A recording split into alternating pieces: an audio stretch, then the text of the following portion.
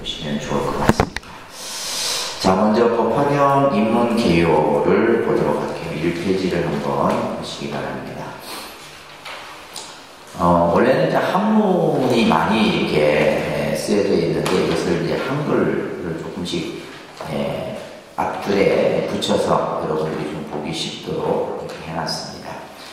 그래서 그냥 읽으면 사실 무슨 의미인지 잘 모르는 분들이 좀 있으셔서 이제 하나하나 설명을 해 나가면서 오늘 진도를 좀 나가도록 하겠습니다.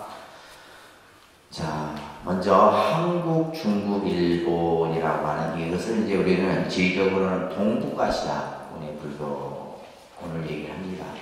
그래서 우리가 보통 이제 동남아시아는 우리가 흔히 말하는 스리랑카, 미얀마, 태국, 베트남 이런 쪽의 불교권을 이제 동남아시아 불교권이라 하고 한국, 중국, 일본 여기 이제 되면 그 티베트까지를 포함하면 이제 동북아시아 불교권인데 특히 이 세 나라는 그 가지고 있는 그 특징이 뭐냐면 대승불교권이다라고 얘기를 합니다. 그죠?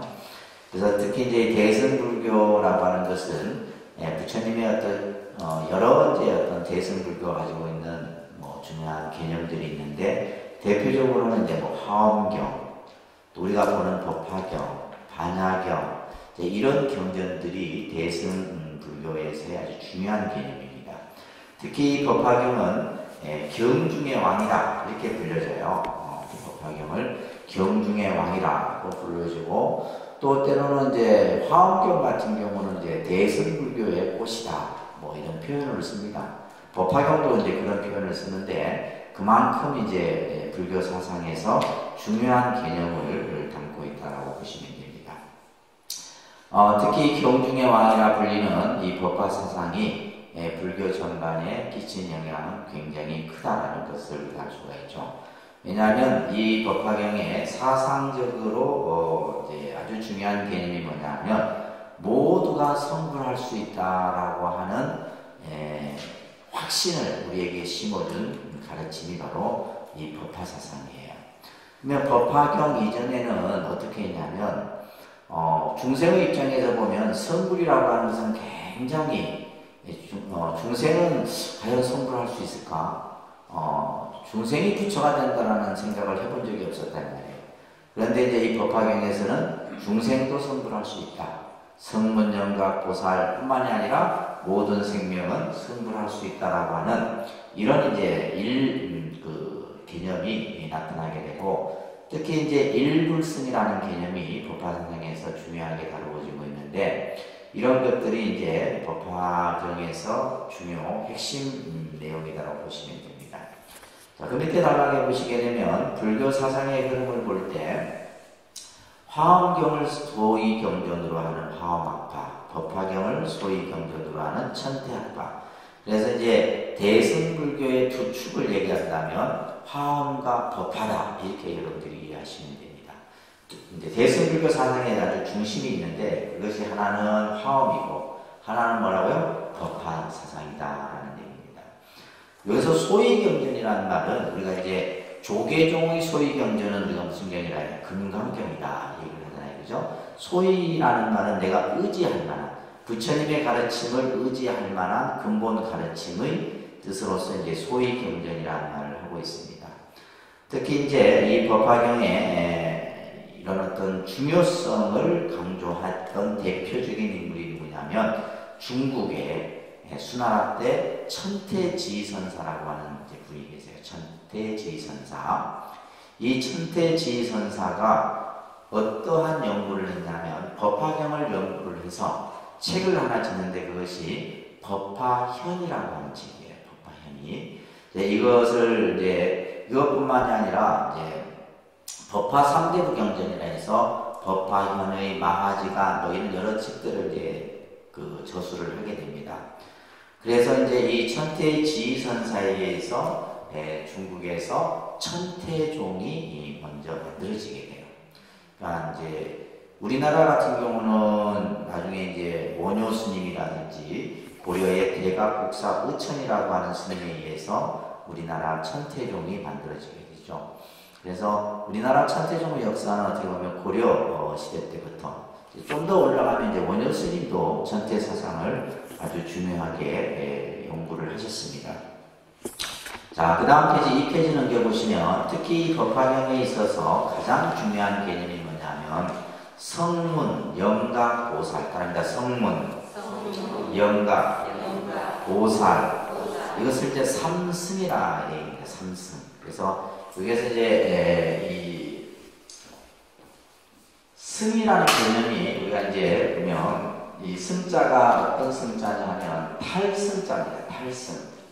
승자인데, 그래서 우리가 이제 예를 들면 대승, 소승할 때도 이 승자를 쓰죠. 그죠? 그래서 큰 탈것, 마하야나, 그죠? 또 작은 탈것, 히나야나, 소승, 대승이 하는데, 이제 이 승이라는 글자를 붙여서 이제 우리가 성문승, 영각승, 보살승, 이것을 이제 삼승이다. 얘기해요.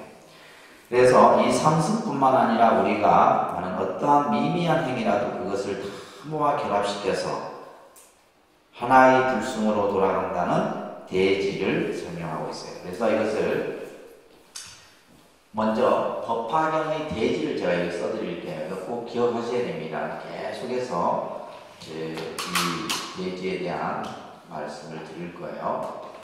그래서 모일 해자를 써서 회삼승 이렇게 합니다. 회삼승. 한문은 그냥 그리면 됩니다. 회삼승. 그 다음에 이 돌아갈 귀자예요. 돌아갈 귀자가 좀 어려운데 귀일승 이렇게 이게 이제 법화경의 대지라고. 법화경의 전체 사상을 이 6자로서 다 설명을 하는 거예요. 그래서 이제 화엄경 같은 경우도 화엄경 대지가 있죠. 통만법, 명일신 이렇게 이제 뜻이 각 경전마다 그 경전이 가지고 있는 대지가 있어요. 금강경도 대지가 있죠. 그죠? 금강, 화이집, 현삼공 이런 식의 각각의 경전마다 그 경전에 담고 있는 큰 뜻을 이렇게 설명을 합니다. 그러니까 해삼승, 귀일승, 이것을 이제 줄여서 회삼귀일이다 이런 이제 그 조파 사상에서 설명을 하게 됩니다. 그러니까 회삼, 귀일. 이거 이제 회삼귀이라는 말은 바로 회삼승 귀일승이다. 이런 의미로 여러분들이 이해를 하시면 되는데, 자, 여기에서 이제 이 회자가 중요합니다. 이 회자. 그러니까 성문, 영각, 보살을 전부 이렇게 하나로 모은다는 거예요. 그러니까 이 법화경이 나오기 전에는 뭐요? 성문은 성문대로, 영각은 영각대로, 보살은 보살대로 각자 자기 수행을 해서 우리가 예를 들면 아라한과를 이루고 사다한과를 이루고 예를 들면 이제 이런 식의 이제 각각의 그런 설명들이 나왔는데, 이러한 삼승을 전부 하나로 모아서 어디로 향하게 한다는 거예요. 귀라고 하는 것은 향하게 한다는 거예요. 어디로 향하게 하느냐? 일승으로 향하게 된다. 이게 이제 일승을 다른 말로는 일불승이라고 합니다. 이제 일불승. 그러니까 이제 모든 것을 전부 하나로 모아서 어디로 하게 한다? 깨달음의 세계로 하게 한다. 이런 뜻이에요. 이게 이제 법화사상이에요. 그래서 법화사상은 어떻게 보면 통일성을 가지고 있습니다. 통일성. 이건 무슨 말이냐면 법화사상에서 아주 두드러진 것이 흩어져 있던 것을 전부 하나로 모아. 그래서 그 모은 것을 가지고 그대로 이끌고 가는 이런 이제 사상이 법화 사상이에요. 그래서 이제 우리가 우리나라에 보면 이제 이 법화경을 보시는 분들이 많죠. 법화경을 공부하고 또 법화경 사경을 하고 또 스님들 중에도 이제 법화경이 좋아서 법화경을 이제 근본으로 해서 이렇게 하는 경우들이 많습니다. 그래서 법화경의 가르침을 하는 이들을 우리가 법화행자라고 해요. 그러니까 법화행자. 그래서 법화 사상을 이제 수행하는 이들을 법화행자라고 그러고, 또 화엄 사상을 하는 이들을 화엄행자다 이 얘기를 하고, 또 반야 사상을 하는 이들을 반야행자다 이렇게 표현을 하기도 합니다. 근데 이제 우리나라 같은 경우도 그렇고 일본도 그렇고 이제 법화 사상이 아주 어떻게 보면 많은 분들이 이제 그것을 다루고 있죠, 그죠? 그래서 진리의 종합성을 잘 나타내주고 있다. 진리의 종합성. 그래서 이제 이 법화경을 통해서 부처님의 그 가르침을 그대로 그 부처님의 그 본연의 가르침을 우리들에게 보여주고 있는 겁니다. 우리나라는 전통적으로 화엄하게 뿌리를 두고 있어요. 자, 우리가 이제 여러분들 봐보세요. 이제 이 법화 사상을 근거로 해서 천태종이라는 종파가 만들어졌다고 했어요. 그죠? 천태종이라는 종파가 만들어졌는데, 자, 우리 지금 한국 불교의 대표적인 종단이 조계종입니다. 조계종. 그러니까 우리나라는 지금 이런 종파가 몇 개냐면 300개가 넘어요. 우리가 뭐 천태종, 뭐 세보종, 그다음에 하여튼 어마어마합니다. 조만간에 나도 종파를 하나 만들려고. 네, 조계종을 따라갖고 내가 하나 만들려고.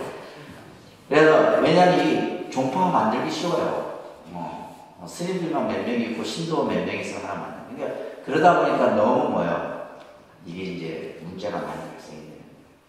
그러다 보니까 이제 사람들은 다 그냥 불교는 다 똑같다 생각하는데 아니죠, 그죠? 그래서 우리가 보통 이제 조계종은 여러분들이 알다시피 선종입니다. 무슨 종이요? 선종. 선종이에요. 그래서 실제 우리가 이제 이 선종이면서 사실은 조계종은 뭐냐면 연불도 하고 주력도 하고 경전도 보고 막 복합적인 것을 하죠. 그래서 이제 선종인데도 사실은 어떻게 보면 상당히 이제 어떤 좀 여러 가지 사상은 사상적으로도. 그래서 이제 조계종 같은 경우는 그 사상이 어디냐면 화엄 사상, 화엄 사상도 있고 또 법화 사상도 있고, 그죠? 그 다음에 특히 이제 있는 것이 뭐예요? 반야 사상이에요. 그래서 이제 조계종 같은 경우는 소위 경전을 금강경이라는데 그 금강경의 사상이 반야 사상이에요. 또 그렇지만 이제 또 이런 어떤 우리가 이제 이 화엄경을 또 우리나라에서 중요시해야 된다. 그죠? 그래서 이제 신라시대 때 여러분들 화엄 시찰이라고 하는 절이 있어요. 신라시대 때 신라시대 때 이제 뭐 원효 스님이라든지 의상 스님이라든지 자장 스님 이런 스님들 전부 화엄하게 융통하셨던 분들입니다. 그래서 이제 대표적인 것이 이제 불의 화엄사. 화엄사가 화엄종의 대표적인 사찰이에요. 그 다음에 이제 영주 부석사. 영주 부석사를 누가 만들었어요? 의상 스님. 그러니까 의상 스님이 화엄의 대가시거든요. 중국에 가서 화엄학을 공부하고 나중에는 이제 중국에다가 또 화엄을 가르치기로 했던 분이 바로 의상 스님이에요. 그 다음에 이제 부산에 있는 범어사 이런 절들이 전부 화엄 사상을 바탕으로 해서 해인사도, 해인사는 이제 해인사도 이제 화엄, 왜냐면 화엄경의 해인삼례, 해인이라고 하는 그 사찰 이름이 바로 화엄 사상을 가지고 있는 거죠. 자, 그렇듯이 여기서 말하고 있는 것처럼 화엄하게 뿌리를 두고 있기 때문에 진리의 순수성을 나타내는 화엄경에 대한 연구가 활발히 이루어져요. 그렇지만 이제 고려시대 때 대표적인 이제 고려시대 때는 16명의 국사가 배출이 되는데 그 국사 중에 한 분이 바로 대각국사 의천이라고 하는 분이에요. 이분은 왕자 출신입니다. 왕자. 그러니까 고려시대 때는 왕자가 출가를 해서 스님이 되는 경우가 굉장히 많았어요. 그만큼 이제 불교가 흥행했다는 것을 우리가 알 수가 있죠. 그죠? 이 대각국사 의천 스님에 의해서 우리나라의 처음 천태종이 만들어지게 돼요. 그래서 뿐만이 아니라 이제 밑에 보시게 되면 신라시대 때는 원효 스님이 그죠? 이미 법화경 종료라고 하는 이 저수를 남겨서 법화사상을 펴기로 했다. 그래서 이제 보통 우리가 이제 한국의 사찰들 중에서는 어떤 사찰은 법화경을 제를 지낼 때 복송하기도 해요. 법화경 서품만을 복송하기도 하고 또는 우리가 이제 보통 이제 뭐 금강경을 복송하기도 하고 또 예를 들면 원각경, 보안보살장을 이렇게 제를 지낼 때 그래서 한국의 사찰들이 보면 그 제를 지낼 때 연가에게 읽어주는 경전이 이제 보면 이런 형태들이 있습니다. 자, 그런 내용들을 보시면서 먼저 이제 우리가 경전을 공부할 때 가장 중요한 것이 경명을 여러분들이 바로 알아야 돼요. 그래서 경명만 제대로 알면 사실은 그 경에 또 많은 의미들을 제대로 파악할 수가 있게 됩니다. 자, 법화경을 범어로 우리가 이제 나타내면, 자, 따라합니다. 사따르마, 분다리카, 수트라. 여기서는 지금 사따르마, 분다리카, 수트라 이렇게 지금 되어 있는데, 밑에 해석한 걸 좀 봐보세요. SAD, 쌀은 정 혹은 묘라고 이렇게 이제 그 뜻을 번역할 수가 있어요. 한자로. 따르마는 이제 법이죠, 그죠? 따르마라고 하는 것은 법이에요. 그래서 사따르마라고 해서 이것을 때 이것을 뭐래요? 정법, 묘법 이렇게 이제. 그래서 우리가 법화경을 묘법연화경이라고 하고 정법연화경이라고도 이렇게 불려지는 겁니다. 그 다음에 이제 이 법화경에서 제일 중요한 이제 용어가 바로 뭐냐면 분다리카라고 하는 분다리카. 이 분다리카라고 하는 것은 흰 연꽃을 뜻합니다. 흰 연꽃. 그래서 백년화라고도 얘기를 합니다. 백년화. 분다리카는 흰 연꽃을 나타내고 수트라는 성인의 말씀을 적어놓은 원래는 우리가 수트라라고도 얘기하죠. 수트라라고 얘기하는데 이제 이렇게 지금 이제 이것을 경이다. 그래서 따라합니다. 사따르마, 분다리카, 수트라. 그래서 이제 우리가 법화경을 하는 사찰들 보면 이렇게 해요. 나무, 사따르마, 분다리카, 수트라. 이렇게 이제 하기도 해요. 우리가 예를 들면 이제 나무, 예를 들면 대방광불 하엄경, 그죠? 그래서 보통 경명에다가 나무라는 말을 붙여서 나무 대방광불 하엄경. 그래서 이 경명만 사실 우리가 이제 이렇게 소리내서 해도 경 한 권을 읽은 것과 같은 공덕이 있다. 그래서 이제 나무, 사따르마, 분다리카, 수트라. 나무, 묘법연화경 이렇게 하기도 하죠, 그죠? 그 다음에 나무, 대방광불, 하엄경 이렇게 이제 그 경명만을 따로 이렇게 부르기도 합니다. 자, 이제 이렇게 해서 설명을 하는데 여러분들 페이지 37쪽으로 한번 잠깐 넘어갑니다. 페이지 37쪽에 자, 이것을 이제 이 경명을 다시 한 번 더 좀 정리를 해보면 자, 따라합니다. 사따르마, 분다리카, 수트라. 자, 이렇게 이제 우리가 이 법화경을 이렇게 표현을 하는데 이 뜻은 뭐냐? 진흙 속에서, 그죠? 이 연꽃은 진흙에서 그 꽃을 피우잖아요. 그렇지만은 더러움에 물들지 않는 흰 연꽃의 백년화에 비유를 하고 있다. 자, 이 뜻은 뭐냐 하면 더러움에 물들지 않는 그 연꽃 자체는 더러움에서 꽃을 피우지만은 더러움에 물들지 않는 뭘 의미한다? 우리의 마음, 본성을 나타내는 의미다. 그러니까 이 흰 연꽃이 바로 뭐라는 거예요? 우리의 마음의 그 근본자리를 설명하고 있는 것이다. 자, 그 밑에 그래서 문수사리 정율경이라는 경에 보게 되면 같이 읽습니다. 사람의 마음은 본래 청정하다. 비록 더럽고 오염된 곳에 머물더라도 그것에 오염되지 않는다. 마치 태양의 빛이 어둠에 영향받지 않는 것처럼 연꽃은 진흙 때문에 더러움이 타지 않는 것처럼. 그래서 우리가 이제 불교 공부를 하는 데 있어서 우리가 이제 흔히 불교 공부의 모든 뭐 교나 선이나 다 무엇을 얘기하는 거예요? 우리 마음을 얘기합니다.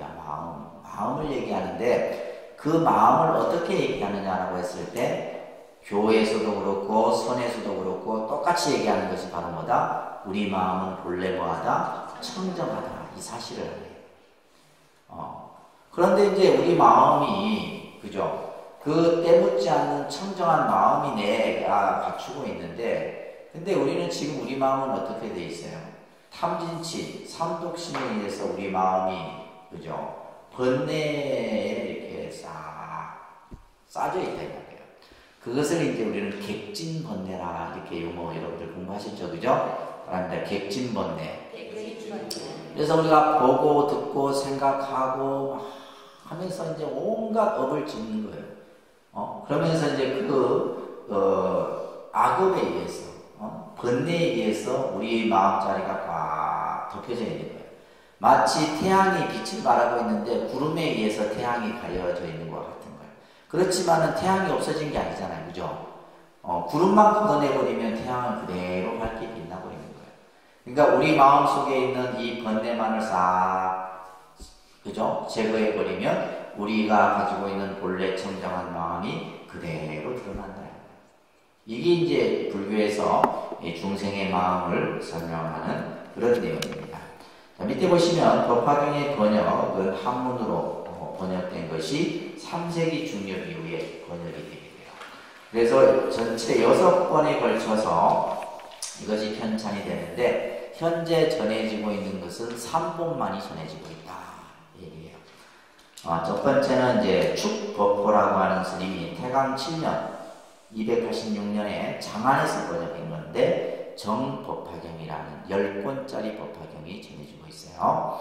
그 다음에 이제 구마라질이 홍시 8년에 406년 장안에서 번역한 묘법연화경. 지금 우리가 이제 늘 보는 이 법화경이 바로 묘법연화경이죠. 그죠? 이것은 누가 번역을 했다? 구마라질이라고 하는 스님이 번역을 했어요. 구마라질. 이 구마라질은 대번역가입니다. 이 스님이 평생 번역한 경전들이 어마어마해요. 그래서 우리가 보통 이제 번역을 하는 분들을 우리 역경가라 이렇게 불러요. 역경가. 그래서 대표적인 인물이 구마라집이나 또 현장이라고 하는 인물을 들 수가 있는데 특히 구마라집 스님이 번역한 그래서 이제 우리가 금강경 같은 경우도 구마라집 스님이 번역한 거예요. 그래서 이 구마라집 스님이 근데 참 보면 이 구마라집은 뭐냐면 인도인이에요. 그러니까 인도에 승려인데 중국 그 인도 말로 된 것을 뭘로 번역한 거예요? 중국 한자로 번역했다는 거예요. 대단한 거죠. 근데 현장 스님은 당나라 때 현장 스님은 중국 스님인데 그죠? 인도의 말을 배워서 그것을 다시 중국어로 번역을 한 거예요. 그래서 이런 스님들에 의해서 우리가 이제 경전을 그나마 이렇게 이제 접해볼 수 있는 겁니다. 수나라 때 인수원년에 천나, 관나, 부다 등이 함께 번역한 것이 천품묘법연화경. 이렇게 이제 세 본이 지금 한역으로 전해지고 있다. 이 중에서 이제 구마라집 스님분이 가장 그죠? 널리 기주고 있는데, 근데 이 세 본 모두가 원전이 다른 곳으로 보고 있다. 다 틀려요. 이제 한역을 번역하기 위해서는 원전이 있어야 되는데 그 원전이 내용이 전부 다 틀리다라는 거죠. 이런 것들이 이제 연구에 의해서 밝혀지게 됩니다. 그래서 이 번역이 다수 있다는 것은 이 경이 많은 지역에서 이렇게 이제 여러 원전이 있게 되는 것은 여러 지역에서 이 법화경이 읽혀졌다라고 하는 것이 입증되는 것이고요. 특히 19세기 이후에 산스크리트 원전의 사본이 네팔과 카슈가라는 곳에서 발견이 되게 돼요. 이 산스크리트로 된 법화경 원전이 발견이 되게 돼요. 그래서 이것을 이제 로마 자화해서 이제 출판을 하게 되는데, 그러고 나서는 이제 프랑스어로 번역이 되고, 그 다음에 또 이제 케른이라고 하는 사람이 영어로 번역을 하고, 또 일본어로 번역을 하고, 이렇게 해서 전 세계적으로 이 법화경이 번역이 되게 되는 거예요. 우리나라는 또 이제 그죠? 한글로 번역이 되고, 그죠? 그래서 여러분들이 지금 이 우비 스님이 번역한 이런 법화경, 여러 스님들이 법화경을 많이 번역을 합니다. 이것을 이제 한글로 된 것을 우리가 접해볼 수가 있는 거예요. 앞에서도 우리가 봤듯이 신라시대 때 원효 스님이 법화 종료를 전술한 이후에 또 고려시대 때 대각국사 의천에 의해서 그죠? 천태종이 개종돼서 많이 유포가 되게 됩니다. 특히 중국의 천태 지선사가 3대부라고 하는 타의 추종을 불허하는 압도적 영향력을 가진 저서를 짓게 돼요. 그래서 이 3대부는 법화경을 공부하는 이들에게는 필독서입니다. 우리가 이제 이걸 보지를 못하지만은, 그러니까 이 내용이 뭐냐면, 법화경에 나오는 여러 가지 용어에 대한 또 사상적인 뜻에 대해서 이것을 전부 하나하나 풀어놓고 있는 거예요. 따라합니다. 법화현의, 법화문구, 마하지광. 이 세 권의 책이 천태 사상을 함축하는 아주 중요한 저서예요. 그래서 저희 이제 동국대학교 같은 데서는 이제 법화경을 연구하는 사람들은 반드시 3대 부를 같이 보면서 법화경에 대한 논문을 쓰고 하는 겁니다. 특히 이제 이 법화경은 일본의 영향이 어느 나라보다도 크죠. 그래서 일본에 가면 일연종이라는 종파가 있어요. 굉장히 큽니다. 그래서 일연종은 대학만 한 서너 개 대학을 가지고 있어요. 우리나라의 이제 조계종의 유일한 대학이 뭐예요? 동국대학교죠. 조계종의 사상을 가지고 설립한 대학이 동국대학교입니다. 그리고 이제 스님들만 공부하는 대학이 중앙성가대학이고, 그 다음에 이제 원불교는 뭐가 있어요? 원광대학교가 있고, 원광대학교 같은 경우는 원불교 사상을 연구하는 곳이에요. 그 다음에 천태종은 어디에 있냐면, 금강대학교라는 대학이 있어요. 금강대학교는 이제 인원이 작지만은 전교생을 장학으로 뽑아서, 그 다음에 또 정교생을 다 유학을 보냅니다. 지금 천태종이 그 금강대학교를 유지하는데 돈을 어마어마하게 쓰고 있어요. 그 다음에 이제 진각종이 이제 설립한 대학이 경주에 있는 미덕대학, 포항에 쪽이죠. 이런 식의 이제 우리가 각 종파가 대학을 만들어서 그 대학에서 그런 사상 연구들을 하게 돼요. 근데 이제 일본 같은 경우는 이제 일연종이라고 하는 이 종단이 이제 많은 대학을 하고 있는데, 동경에 보면 입정대학이라고 하는 대학이 있는데, 저희 사형이 그 대학에서 공부를 했는데, 거기서 뭐 천태에 대한 연구들이 어마어마해요. 그리고 이제 이러한 일연종이 원체 거대하다 보니까, 거기서 이제 또 이렇게 갈라져 나온 것이 남묘혈안개교예요. 남묘혈안개교가 일연종에서 분파된 계통이고, 요즘에 또 우리나라에 이 법화 사상을 중심으로 해서 들어온 종파가 하나 있어요. 근데 그 종파가 영어로 이렇게 되어 있어요. 그 총 본산이 어디냐면 마산에 있어요. 마산에 있는데, 그게 다니는 사람들은 엘리트들만 다녀요. 그리고 다니는 사람들이 보면 젊은 청년들 했고, 마치 뭐와 같냐면, 여러분들 신천지 아세요? 신천지와 비슷해요. 신천지와 비슷해서, 하여튼, 어떤 이렇게 조직을 구성하고, 나중에 제가 한번 저도 이제 궁금해서 홈페이지에 들어갔는데, 상상을 초월합니다. 엄청나요. 그러니까 이게 이제 법화 사상이라는 사상을 가지고, 그게 이제 일본의 영향을 받아서 이제 우리나라에 들어와서 그런 활동들을 하는 거죠. 하는데, 아무튼 이런 법화 사상이 상당히 이제 우리나라에 많은 그 영향력을 가지고 있을 뿐만 아니라 일본 또한 그죠? 줄을 이루고 있다는 것을 이해할 수가 있어요. 이 경의 제목인 묘법연화경은 백년하에 비교되는 훌륭한 교법이다, 이런 뜻으로 우리가 풀이를 할 수가 있는데, 인도의 세친보살은 이 경을 이렇게 설명을 합니다. 소승을 떠나 열애의 깊고 깊은 비밀을 갈무린 법을 증언한다. 이렇게 이제 다시 말해서 모든 불교의 사상이 이 안에 담겨져 있다. 이렇게 이제 이 세친보살은 이 법화경을 얘기를 합니다. 연꽃이 오탁한 물속에 피면서도 더럽혀지지 않고 꽃을 피우는 것은 바로 모든 법이 그대로 실상이라는 대승의 법을 상징하기 때문이다. 자, 특히 천태는 법화문구에서 이 경의 분류를, 전체 법화경은 28품으로 이루어져 있습니다. 몇 품요? 28품. 그래서 14품. 아마 저희가 이제 상본이 14품. 그래서 우리가 보통 14품 이렇게 나눠서 볼 건데, 14품을 뭐라 하냐면 정문이다. 정문. 이 적자가 자치적자입니다. 흔적할 때 이 적자예요. 흔적할 때 적자인데, 이 14품은 뭐냐 하면 서가모니 부처님의 자치가 남겨져 있어요. 서가모니 부처님의 흔적이 보여지는 것이 정문에 대한 내용이에요. 그 다음에 이제 뒤에 14품은 본문이다, 이렇게 나와 있는데, 그 밑에 나오죠. 정문이란 말합니다. 정문이란 현세의 모습을 나타낸 부처님은 그 근원불이 중생을 제도하기 위하여 본지로부터 흔적을 들이온 것이라는 뜻이다. 그러니까 서가모니 부처님이 이 세상에 놔두셨잖아요. 이 서가모니 부처님이 이 세상에 오신 것은 중생을 제도하기 위함이다. 그렇지만 이미 뭐요? 우리가 서가모니 부처님이 이 세상에 와서 뭐 왕자로 태어나고 또 출가해서 이렇게 하지만은 이미 부처였다. 이미 그 근원은 이미 부처였다. 단지 뭐요? 중생을 제도하기 위해서 인간의 몸을 나누어서 오셔갖고 왕자로 태어나서 출가하고 부도를 하고 이렇게 모습을 보인 것이다 라는 내용이 이 정문에서 나타나고 있다는 얘기입니다.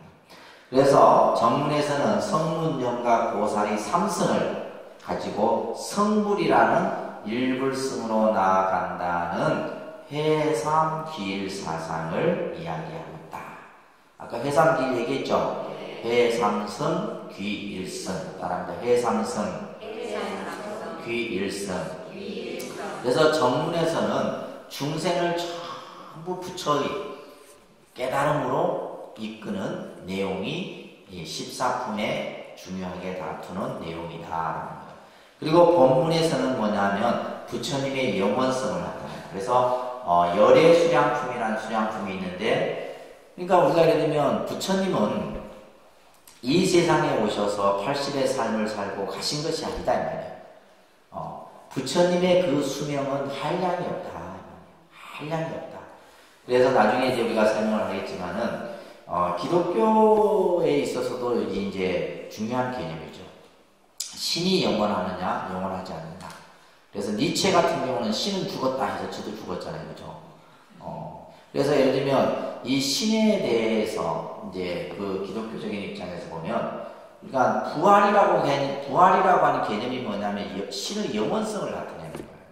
그들이 말하는 부활이라는 개념은 뭐 예수가 죽었다 다시 살아났다는 그런 의미가 아니라 신은 죽지 않는다. 신은 영원하다는 것을 나타내요. 마찬가지로 이 법화경에서는 부처님은 영원하다라는 거예요. 그래서 이제 우리가 이 법화경이라는 경전과 기독교 성경 가운데 신약 성서라고 하는 성서가 있죠, 그죠? 그 내용이 거의 유사합니다. 그래서 이제 우리가 그 법화경과 신약 성서라는 책이 있어요. 연세대학교 민희식 교수가 그 책을 썼었는데 꽤 오래전에 썼던 책이에요. 그 책이 세간에 나왔을 때 기독교가 난리가 났죠. 그래서 이제 그 이유는 뭐냐면, 그 내용은 뭐냐면 예수님이 부처님의 가르침을 배웠다라고 하는 것이 주 핵심 논리예요. 그러니까 이게 왜 그러냐면 예수님의 청년 시절이 없어요, 성경에. 그러니까 그 행적을 쭉 조사하다 보면 그 청년 시절이 딱 10년 정도가 빠져버려요. 근데 이제 그 시기가 바로 뭐냐면 예수님이 불교를 공부했다라고 하는 이제 그런 논리로 해보면 기독교에서 난리가 난 거죠. 그래서 뭐 그 책을 다 사다가 다 없애버리고 했는데 우리 도서관에도 있어요. 그 책이 이제 아주 그 당시에 꽤 오래전 책입니다. 이 계속해서 요즘에 이제 나오는데, 그래서 법화경과 신약성서라고 하는 내용이, 예를 들면 뭐 법화경 그 신약성서에서 얘기하는 뭐 산상수훈설이라든지 이런 그 산상수훈설과 얘기가 이 법화경의 여러 가지 비유와 얘기하고 비슷하게 다 설명이 되어집니다. 본문에서는 진실한 부처님은 구원의 옛날에 성도하셨으며, 이미 부처님은 성도했었다는 말이에요. 이 부처님의 본지와 근원과 본체를 밝히는 부분이라는 뜻으로서 본적은 무시무종하여 상주하여 멸하지 않는 존재인 그 신불이 중생을 구제하기 위하여 은신불인 석존이 되어서 세상에 출현하여 법을 설하는 것을 구별하는 것으로서, 정문은 응신불로서의 석존의 교소를 가리키고 본문에서는 응신불의 본체인 구원불의 근원불을 설한다. 그래서 이것은 서가모니 구원의 부처님을, 다시 말해서 서가모니 부처님이 이 세상에 중생을 제도하기 위한 구원의 메신저로서 이 세상에 오신 것이다. 그렇지만은 서가모니 부처님은 그 생명은 영원하다라는 것을 이 법화사상에서 얘기를 하고 있는 겁니다. 이해되셨죠? 자, 다시 앞으로 넘어가시면 3페이지로 넘어갑니다.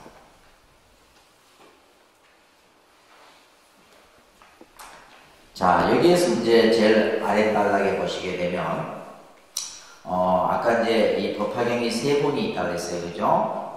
정법화경, 묘법연화경, 천품, 묘법연화경, 이게 있는데, 자, 근데 이 모든 경의 이름에 쓰여진 단어 하나가 다 의미가 있겠죠. 그죠? 특히 여기에서 우리가 이제 눈여겨봐야 될 것이 바로, 분다리카라고 하는 흰 연꽃, 백년화라고 하는 것을 조금 여러분들이 이제 이해를 좀 하셔야 됩니다. 우리가 이제 연꽃 하면 이제 불교에서 상징하는 꽃이 연꽃입니다. 그렇죠? 불교에서 상징하는 연꽃인데, 보면 이제 청년화도 있고, 백년화도 있고, 뭐 여러 연꽃의 그 형태들이 있지만은, 청년화도 이제 경전상에서 자주 보여요.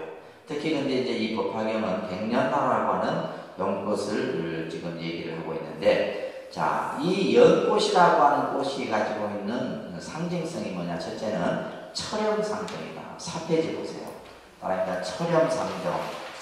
이거 외우셔야 돼요. 이 한자어구는. 연꽃 하면 여러분들은 철염상정이다라는 말을 꼭 기억하셔야 돼요. 더러운 곳에서 이 연꽃이 피지만은, 그죠? 진흙 속에서 연꽃이 피지만은, 꽃 자체는 뭐다? 더러움에 물들지 않는다라고 하는 항상 청정함을 유지한다는 뜻이에요. 이것은 우리 이 중생의 그 몸은 비록, 그죠? 여러 가지 욕심과 번뇌로 뒤덮여 있지만은, 우리의 마음, 그 근원의 마음은 뭐다? 연꽃과 같이 항상 깨끗해서 그 마음에서 뭐가 일어난다는 거예요? 진여의 꽃이 피어난다. 이런 뜻을 연꽃에 가지고 있는 의미입니다. 또 하나 연꽃이 가지고 있는 특색이 있는데, 연꽃은 잘 보시면 열매와 그 꽃이 같이 피게 됩니다. 그래서 이 꽃이라는 인과 열매라는 과가 동시에 있는 것처럼 우리 내부에는 육신의 한계가 지니고 있는 탐진치, 삼독의 여러 가지 번뇌덩어리와 번뇌덩어리가 우리에게 있지만은, 또 우리에게 또 뭐가 있다는 거예요? 진여불성, 때묻지 않는 그 마음이 또 함께 있다는 거예요. 그렇잖아요. 우리 마음에는 지금 봐보세요. 여러분들 마음에는 청정한 진여의 마음과 늘 욕심내고 화내고 어리석은 이 마음이 같이 지금 존재하고 있는 거예요. 이것이 마치 뭐와 같다? 연꽃에 여기서 열매와 뭐가 있는 거예요? 꽃이 같이 피는 그런 의미를 설명하고 있는 겁니다. 그렇기 때문에 우리들 내부에 이러한 진여가 있다는 확신을 통해서 연꽃의 인가를 통해서 다시 말하면 무슨 말이에요? 우리 마음의 청정한 마음자리, 그 깨달음의 씨앗이 우리 안에 있다는 거예요. 그것을 이제 우리는 이제 뭐 불성이라는 말로도 표현하는 겁니다. 그죠? 그리하여 현상적이고 형식적이며 역사적인 전문의 진영을 뚫고 그 너머의 불생불멸하며 근원인 본문의 진실 생명을 꽃피우는 이치를 밝혀내기에 연꽃 중에서도 가장 고귀한 백년화 흰 연꽃에 비유하고 있다. 그래서 그것을 이제 묘법연화경이라고 하는 것이다. 그러면서 세친보살은 성문용과 보살이라는 소승의 진역 속에서 일불성의 대승의 출현을 나타내고 있기 때문에 연꽃을 들었다라고 이렇게 설명하고 있는 겁니다. 자, 그래서 이제 우리가 묘법연화경이라 했을 때, 법화경, 불교에서는 법화경이라 했을 때, 그 화가 바로 뭐예요? 화가 바로 무슨 뜻이에요? 흰 연꽃이다. 우리 마음을 나타내는 것이다. 그래서 법화경은 어떻게 보면 미묘한 그 마음의 진여 자성자리를 밝히는 가르침의 경이다. 이렇게도 우리가 볼 수가 있는 겁니다. 자, 그러면 법화경이 팔만 대장경에서 가지는 위치, 교리적인 설명인데 이거 여러분들이 다 이해를 하셔야 됩니다. 우리가 보통 이제 부처님의 말씀을 여러 이제 그 중국의 이제 스님들이나 또 한국의 여러 이제 스님들에 의해서 부처님의 말씀을 막 분류를 합니다. 분류를 하고 이렇게 따로 이렇게 나누어서 구분을 하고 하는데, 그것을 이제 우리가 교리적으로는 교상판석이라 합니다. 교상판석. 이 교상판석을 잘 이해하면 우리가 전체적인 이제 경을 이해하는 데 상당히 도움이 많이 돼요. 그래서 이 교상판석이 중국에서 두 번 이렇게 크게 이런 그 분류를 합니다. 첫 번째는 당나라 때 현수법장이라고 하는 스님이 화엄을 중심으로 해서 교상 판석을 하게 돼요. 그러면 이 현수법장이라는 스님은 뭐냐면 화엄의 대가입니다. 화엄 사상의 대가예요.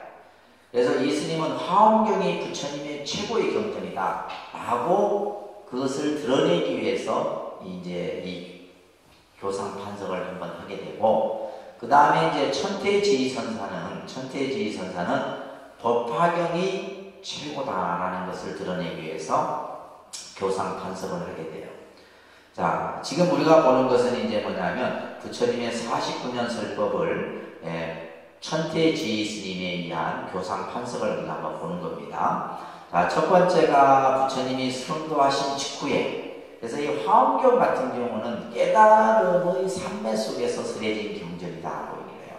그래서 그 이치가 굉장히 심오하고 불가사의하고 우리가 가지고 있는 어떤 인식으로는 이해할 수가 없는 거죠.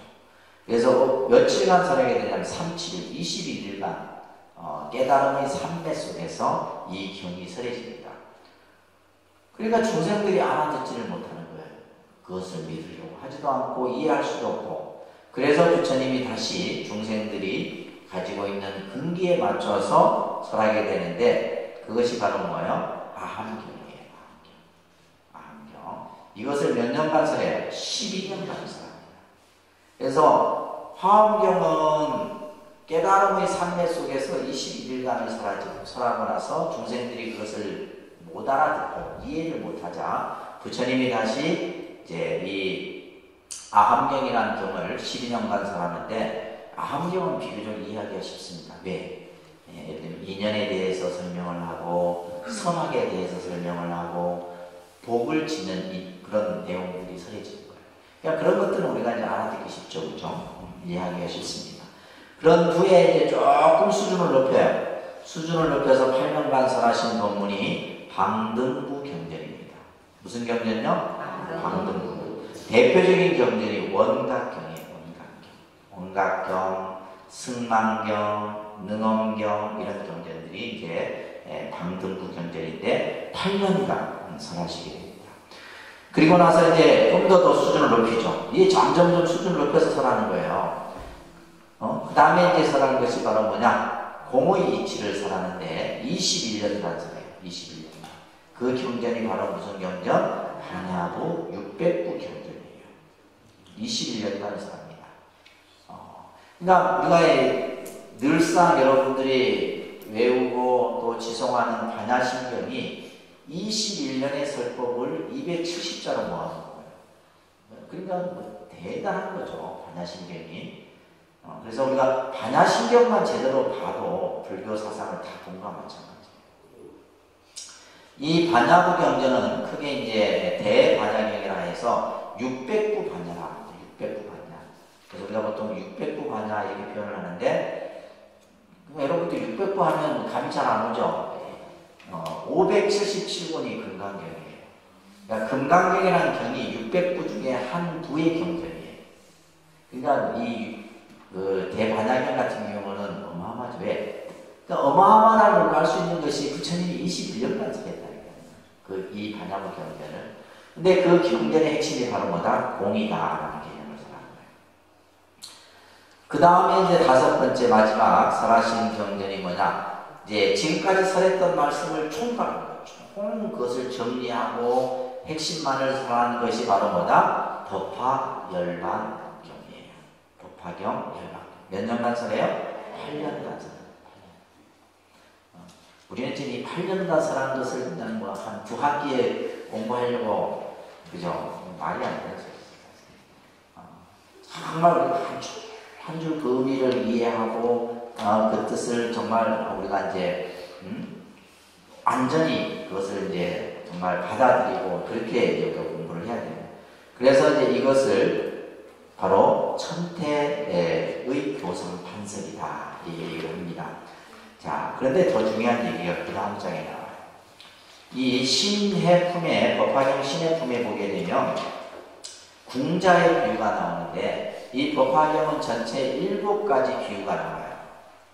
그래서 이 비유가 설해진다는 것은 우리의 이해를 좀 더 쉽게 하기 위해서 법화경뿐만이 아니라 뭐 다른 경전들도 비유에 대한 얘기가 나오지만은 특히 이제 이 법화경은 비유에 대한 설법이 많습니다.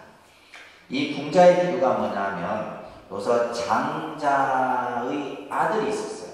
장자는 뭐냐면 부와 권력을 가진 이들을 장자라고 해요.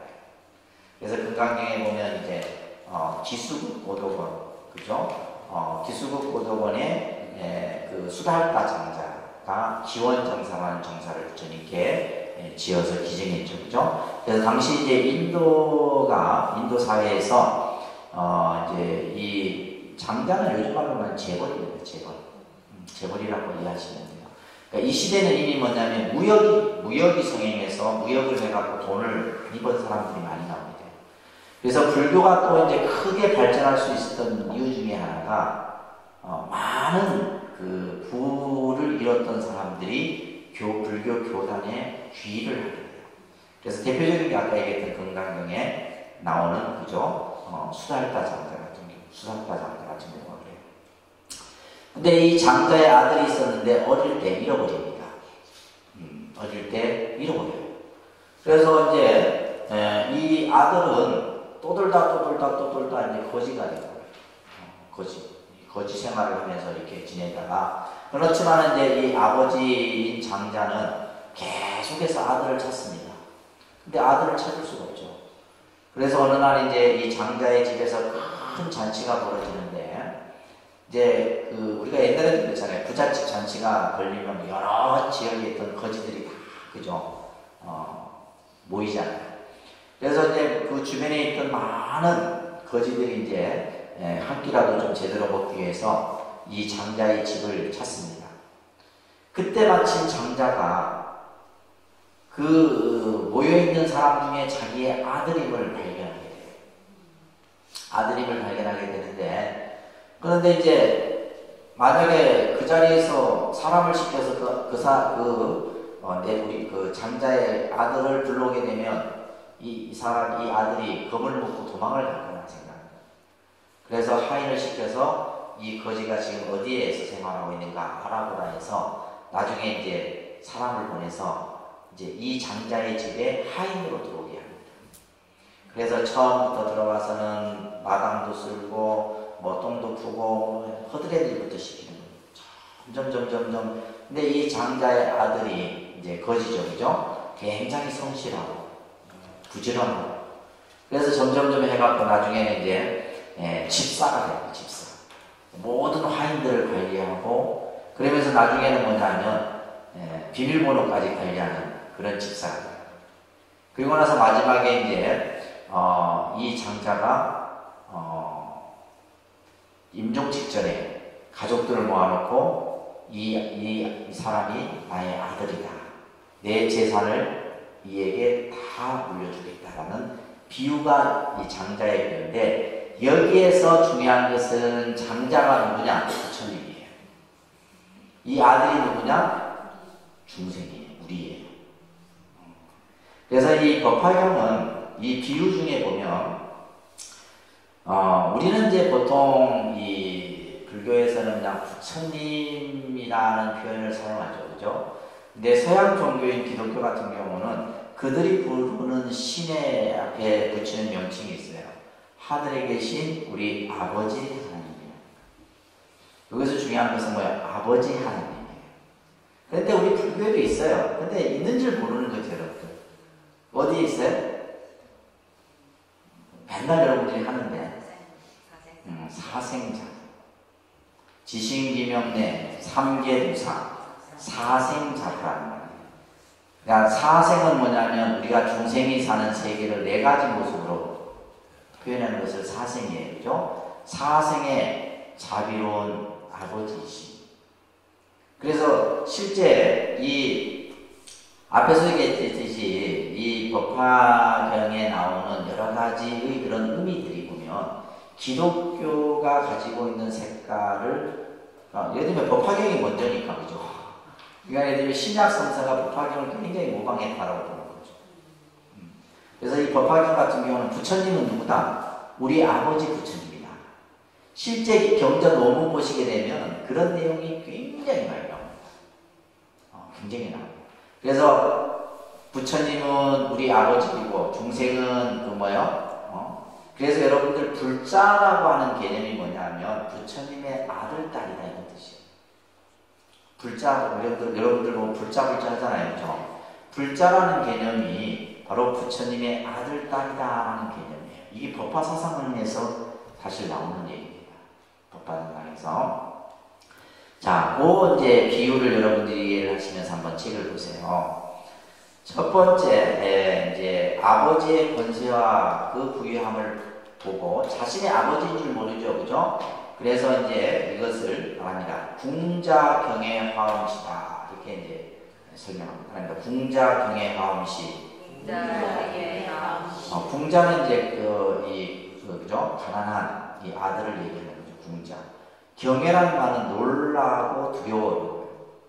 마치 우리 중생들이 화엄경을 처음 들었을 때 이게 도대체 뭐냐 두려움과 그것에 대한 어떤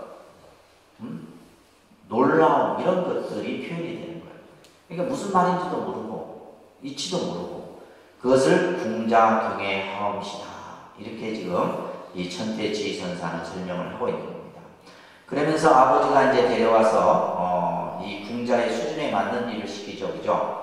예를 들면 청소도 시키고 호드내는 일도 시키고 이것을 재분정가암시다. 그러니까 재분정가암시. 이 말은 뭐냐면 이제 이 그 궁자가 아들이 할 수 있는 일을 맞춰서 하나하나 시키는 거예요. 처음부터 마당 일을 시키고 그죠? 또 다른 뭐 반일도 시키고 이건 재분정가암시다. 아함경이 바로 뭐라고 했어요? 중생의 근기에 맞춰서 내놓은 가르침이다 이런 뜻이다. 그 다음에 이제 궁자가 비록 몸은 천한 상태지만은 집 안팎을 자유롭게 된다는 거예요. 이제는 이제 뭐예요? 이 말은 뭐냐면 이 장자의 집에 익숙해졌다는 거예요. 처음에는 막 눈치도 보고 막 그냥 자기가 이렇게 다닐 수 있는 그 공간이 한정되어 있었는데 이제는 이제 막 예를 들면 별채가 어디에 있고 안채가 어디에 있고 창고가 어디에 있고 이제 막 마음대로 편안하게 그것을 뭐래? 출입자재 방등시다. 그러니까 출입자재 방등시. 그래서 이제 우리가 앞에서 방등부 경전 같은 경우는 그런 이제 부처님의 말씀이 좀 이제 이렇게 뭔가 중생들이 알아듣기 쉽도록 그렇게 막 설해놓은 거예요. 그래서 세월이 흘러서 아버지가 임종을 맞이하면서 이 아이가 바로 나의 아들이다. 구의 영지고물 반야시가 있죠, 그죠? 그래서 이 궁자에게 이제 모든 재산에 관련된 일들을 다 맡기는 거죠. 이것을 말합니다. 영지고물 반야시. 그래서 이제 이것을 반야부 경전에 배대를 하고 있고, 그 다음에 이제 마지막에 임종에 이르러서 내 재산을 전부 이 아들에게 물려줄 것이다 라고 하는 것이 전부가업 법화시예요. 그러니까 전부가업 법화시. 이 말은 무슨 말이냐? 이 법화경이라는 경전이 부처님의 모든 것을 전해주는 가르침이다 이 얘기를 하고자 합니다. 이게 궁자의 비유입니다. 이해되세요? 네. 이게 이제 천태지선사가 이 신의 품에 나오는 이 궁자의 비유를 가지고 자신이 교상 판석을 한 것을 이제 이렇게 설명을 하고 있는 거예요. 대단한 설명입니다. 이게 사실은. 자, 그래서 법화경은 부처님의 모든 지혜와 자비를 복덕을 고스란히 우리들에게 물려주는 거예요. 마지막에 부처님이 가지고 있는 모든 것을 우리 중생에게 물려주는 거예요. 마치 뭐요? 아버지가 자기의 재산을 아들에게 물려주는 것과 똑같은 겁니다. 그래서 다른 어떤 경전보다도 특히 수기와 유통의 역점을 두고 있다. 그래서 이 법화경은 나중에 이제 다음 주 공부하겠지만 수기 사상이 많이 등장합니다. 수기라는 말은 뭐냐면 보증이에요, 보증. 확신을 주고 보증을 주는 거예요.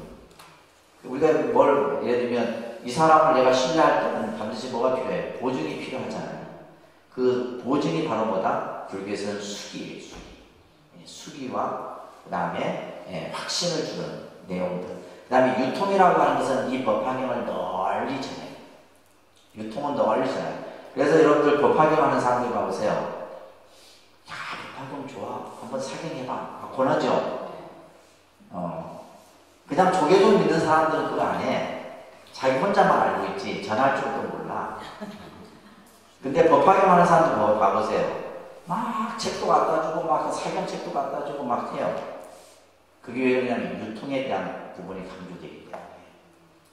그래서 그 사람들은 적극적입니다. 적극적이에요. 아주 전투적으로 임해요. 법화경을 하는 사람들이. 또한 이제 경전의 분류를 또 다른 한 가지 방법으로 우리가 분류를 해보면 교리 발달사적으로 보는 관점도 있습니다. 그래서 예를 들면 우리가 불교를 시대적으로 구분할 때 근본불교, 따라합니다. 근본불교, 초기불교, 부파불교, 대승불교. 이게 이제 머릿속에 딱 들어와야 돼요. 그래서 사실은 이 법화경을 공부하려면 기본 일반적인 교리를 다 이해를 해야 돼요. 근데 만약에 제가 또 이건 뭐 근본불교가 뭐고 초기불교가 이거 설명하려면 이제 진도 안 나가는 거예요. 할 수가 없습니다. 제가 해드리고 싶어도 할 수가 없는 거예요. 네. 그럼 여러분 궁금하죠? 근본불교가 뭘까? 보면 인터넷을 쳐보세요. 근본불교가 뭘까? 그러면 설명이 쫙 나오면 되죠.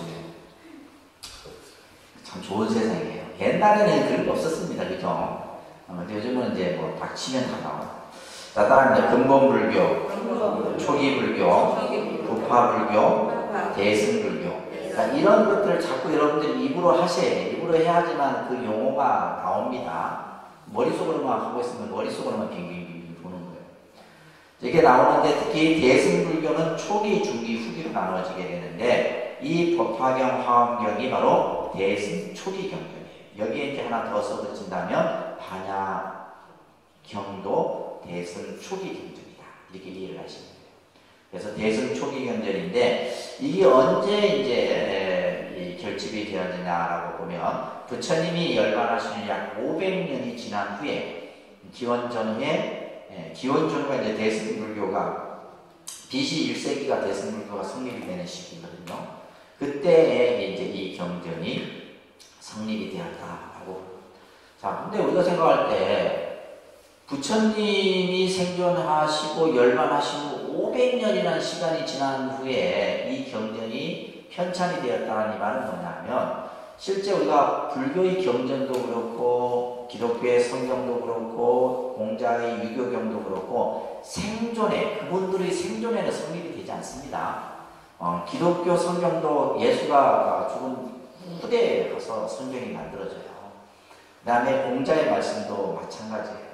우리가 불경도 마찬가지입니다. 부처님이 열반하신 후 우리가 이제 결집이 이루어지는데 제1결집, 제2결집, 제3결집.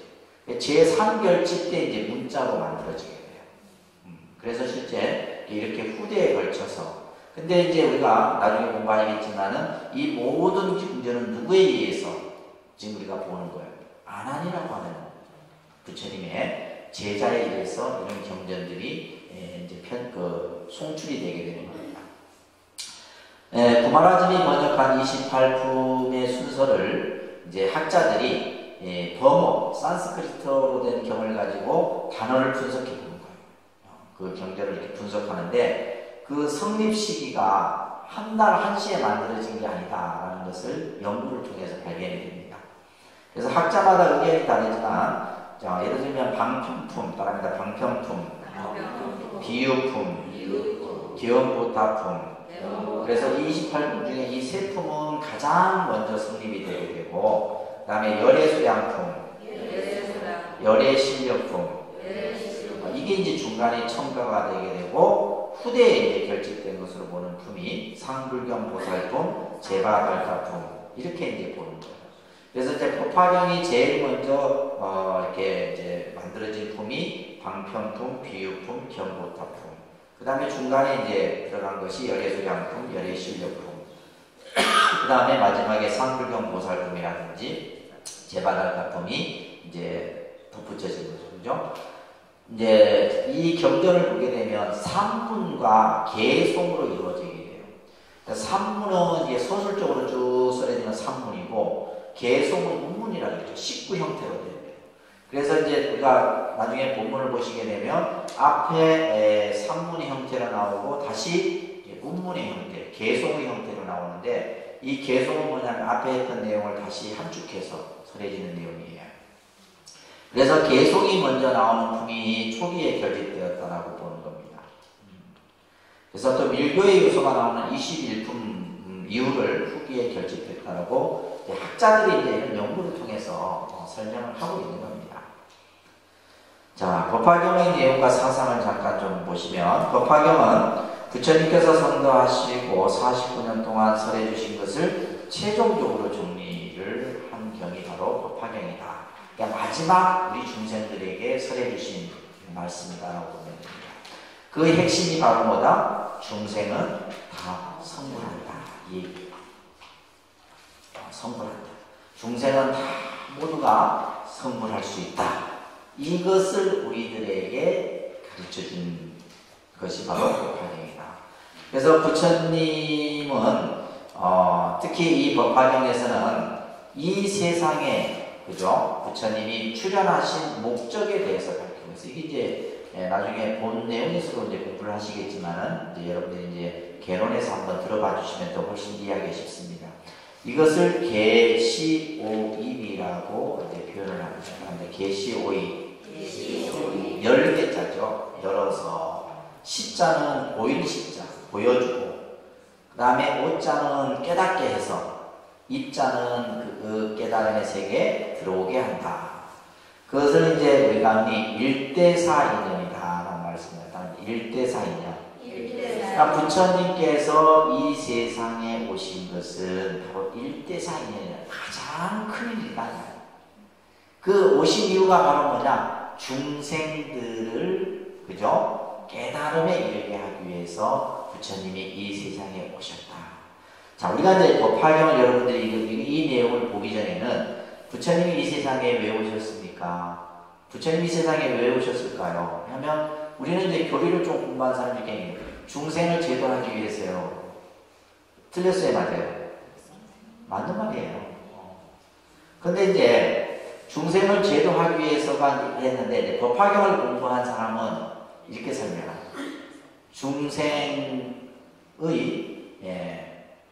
중생들에게 부처님께서 부처님의 지견을 열어 보여서 깨닫게 해서 그 깨달음의 세계로 들어오도록 하기 위해서 부처님이 이 세상에 오셨습니다. 이게 이제 공부를 한 사람은 답이 좀 길어지는 거예요, 사실. 답이. 그러니까 똑같이 부처님이 오신 이유를 설명하는데, 그냥 뭐 교리만 공부한 사람은 중생을 제도하기 위해 오셨다 이렇게 하지만은, 법화경의 입장에서 보면 계시오입이다라는 얘기예요. 자, 한번 다 같이 따라합니다. 중생들로 하여금 부처님의 지견을 열어주고, 그래서 지견이라고 하는 것은 뭐냐면 부처님의 지혜를 말합니다. 알지자, 볼견자, 부처님이 이 세상의 이치를 알고 보는 그 지혜, 그 지혜를 열어주고, 부처님의 지견을 보여주고, 부처님의 지견을 깨닫게 해주고, 부처님의 지견으로 들어가게 해준다는 것이다. 이것을 이제 계시오일이라고 하는 내용인데, 자, 이런 내용이 이제 방편품에서 설해주고 있다. 또 이 법화경을 다른 말로는 실상묘법연화경이다라고 불릅니다. 그죠? 실상묘법연화경이다. 그래서 이제 이 실상이라는 말이 중요한 말이에요. 실상. 이것을 이제 한자어로 나타내면 제법실상이다라는 말이 나타납니다. 제법실상. 이 말도 여러분들이 꼭 기억을 하셔야 됩니다. 제법은 모든 현상은 실상, 있는 그대로의 참모습이다, 이런 얘기예요. 제법실상. 그래서 이제 이 방통품에서는 지혜제일인 사립을 존재와 더불어서 이 실상의 모습을 보여주는데, 그 모습을 10가지로 보여줍니다. 이것을 십여시 사상이라고 해요. 좀 어려워집니다. 그죠? 십여시 사상. 그래서 여시상, 여시성, 여시체, 여시력 이렇게 하면서 이제 이 여시라는 말을 붙여갖고 십여시의 제법 실상을 설명해 줍니다.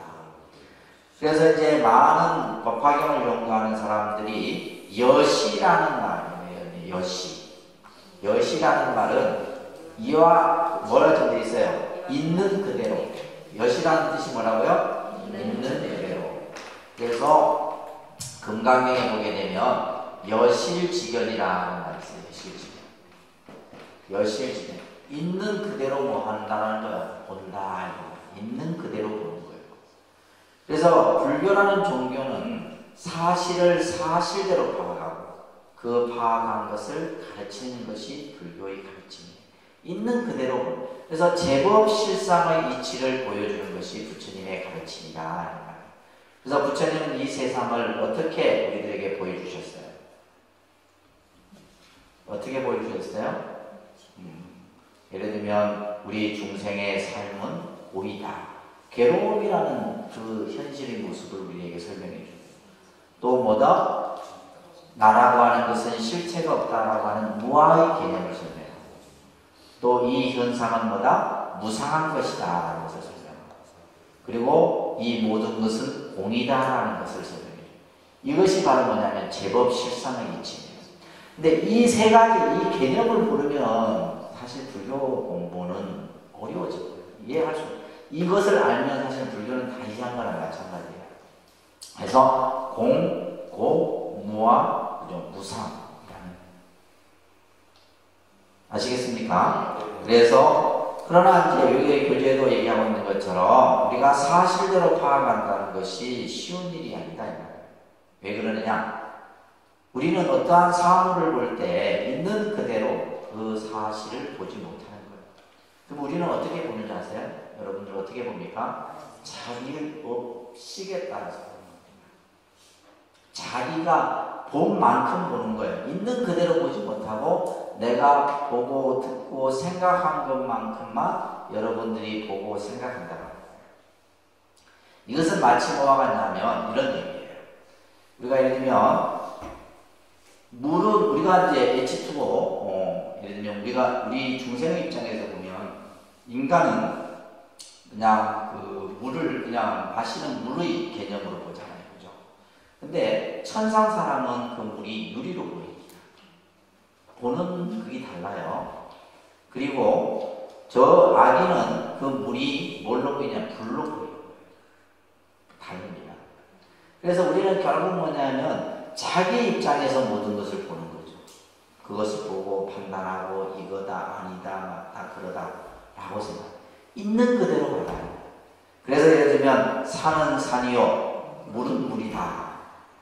그죠? 근데 이게 산은 산이고 물은 물이에요? 이거는 이제 그냥 현상의 모습만을 보는 거예요. 근데 이제 공부를 좀 한 사람은 어떻게 얘기하냐면 산은 산이 아니요 물은 물이 아니다. 이것도 이제 이건 공의 입장에서 보는 거죠.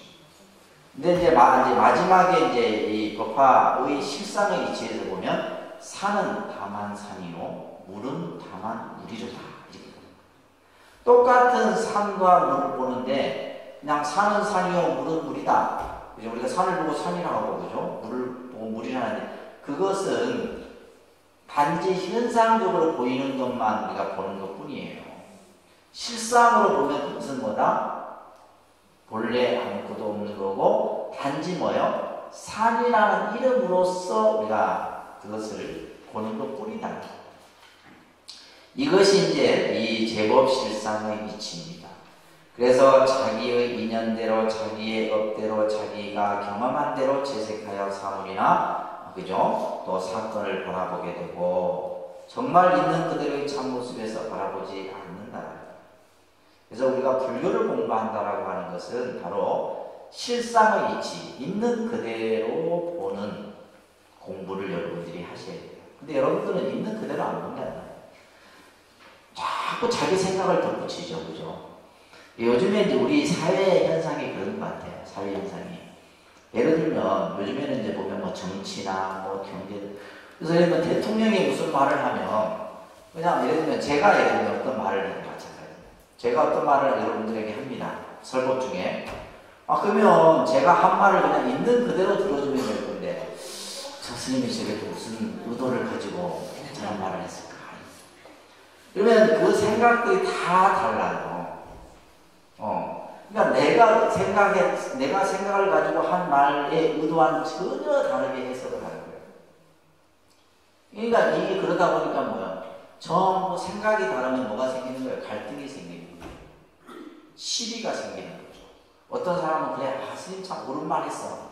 아니야, 그건 스님이 잘못한 거야. 이러면서 나는 사실 잘하고 못한 거 아무 그런 거 없이 그냥 내가 보는 그대로 얘기했을 뿐인데, 그렇죠, 그죠? 또 여러분들 쉽게 또 우리가 알 수 있는 게 뭐냐면, 요즘에 보면 그 종편이나 이런 데 보게 되면 대통령이 무슨 말을 하면 가지고 막 이 사람은 그 의도는 이거야 뭐 저거야 제각기 우리만 헷갈리게 하는 거예요.